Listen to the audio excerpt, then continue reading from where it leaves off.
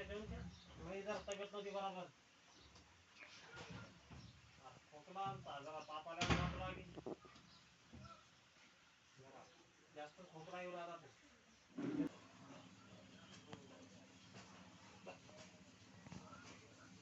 अरे डॉक्टर अरे चांगला आपला जिथे गोळ्या हटावून पण दमा चांगलं राहते माहिती लवकर पण लवकर घेऊन वाचते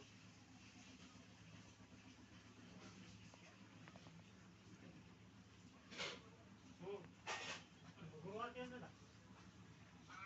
गुरुवारी घाला